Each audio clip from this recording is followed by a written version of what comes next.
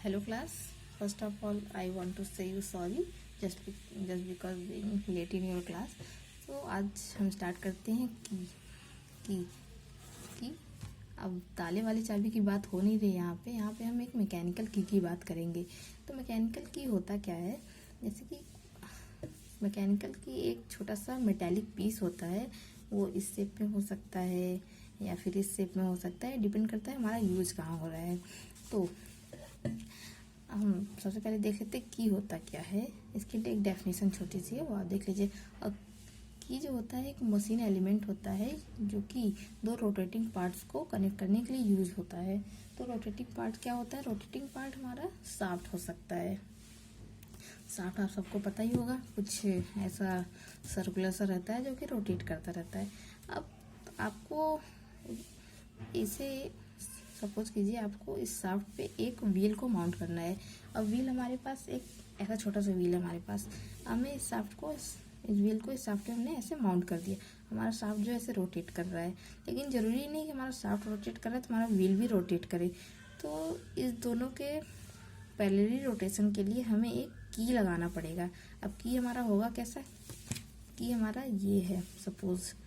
अब इस की का जो आधा पार्ट होगा ये, मतलब इतना पार्ट हम थोड़ा सा जूम करके देखते हैं।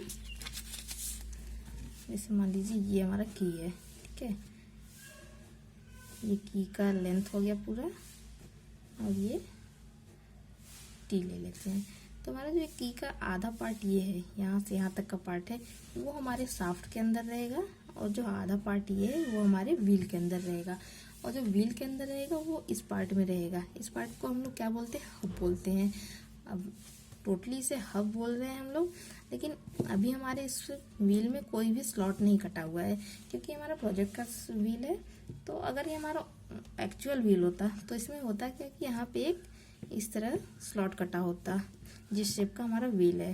सपोज ऐसा कोई स्लॉट कटा रहेगा यहाँ पे इस तरह से, और इसी तरह का एक हमारे शाफ्ट में भी कटा रहेगा नीचे की तरफ, ठीक है। जब दोनों को इस तरह लगाएंगे और एक की डाल के दोनों को टाइट कर दिया जाता है, या आप कहीं भी जब आप देखेंगे तो आपको जरूर क्लियर हो जाएगा।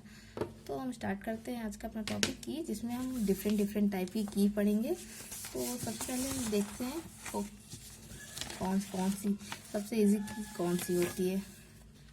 तो हमारी इजी की होती है, एक होती है रेक्टेंगुलर होती है, स्क्वायर होती है, और उसके बाद आपको कुछ टेपर की भी मिलेंगी देखने के लिए।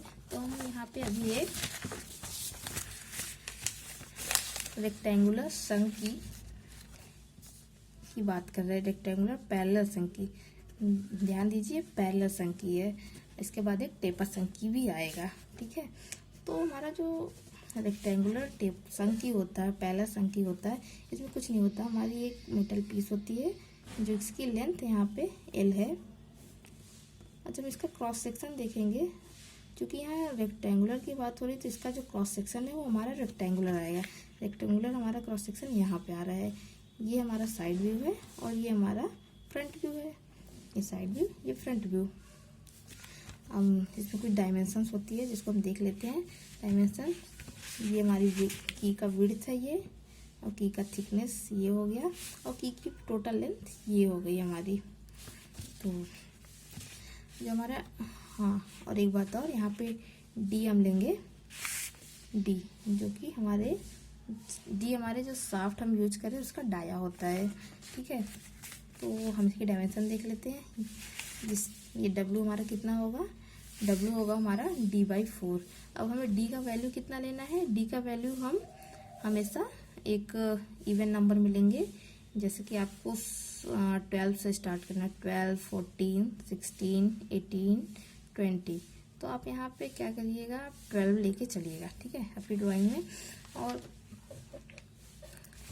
उसके अकॉर्डिंग टी का वैल्यू हमारा कितना चेंज हो रहा है, वो D/6 है। और एल मतलब कि ये टोटल लेंथ, वो कितना होगा 1.5D, ठीक है। ये आपको लेके ड्राइंग बनाना है। उसके बाद हाँ, सबसे बड़ी बात ये कि आपको इसमें रेशियो का ध्यान जरूर देना है। सपोज आपने डी का वैल्यू लिया है 12, और आपका डब्ल्यू कितना आया D12 लिया तो W कितना आया, हमारे W की वैल्यू आ रही है यहाँ पे 3। तो अगर हम 3 ले रहे हैं, तो अगर हम ये वैल्यू हम 3 रख रहे हैं, यहाँ पे 3 रख रहे हैं, तो हमें ये चीज़ ध्यान देनी है कि जो हमारा 3 आ रहा है वो ज़्यादा से ज़्यादा कितना वेरी करना चाहिए आपका, यहाँ पे 2 होना चाहिए या फिर 4, इसके बीच में ही होना चाहिए। 2 और 4 से ज़्यादा नहीं होना चाहिए किसी भी कंडीशन में, अदरवाइज आपका रेशियो जो है वो गलत हो जाएगा। तो आप इस चीज़ का बिल्कुल ध्यान दें, और उसमें कोई डाउट्स हो तो आप डायरेक्टली पूछ सकते हैं। उसके बाद दूसरी की कौन सी हमारी, स्क्वायर पैरेलल संघ की। तो इसमें भी कुछ ऐसा ही, ये बिल्कुल रेक्टेंगुलर की तरह ही है, बस इसमें होता क्या है कि जो हमारा क्रॉस सेक्शन है ये हमारा स्क्वायर आता है, और रेक्टेंगुलर में हमारा ये रेक्टेंगुलर शेप आता है। इसमें आपको पता नहीं चल रहा क्योंकि मैंने डायमेंशंस नहीं बनाया है, तो आप समझ जाइए रेक्टेंगल आएगा ये क्रॉस सेक्शन, और इसमें स्क्वायर की में ये क्रॉस सेक्शन हमारा स्क्वायर आएगा। मतलब कि इसमें W = T है, और W और T कितना लेना है हमें, वो लेना है D/4। ठीक, वो आप लेंगे D/4, और यहाँ पे भी L की वैल्यू वही रहेगी। L आपने कितना लिया था, 1.5D आपको लेना है, और यहाँ पे भी D डाया ऑफ शाफ्ट है आपका। ठीक है, इतना चीज़ क्लियर है। ओके, नेक्स्ट वीडियो में अगला टॉपिक कवर करते हैं। Okay, thank you.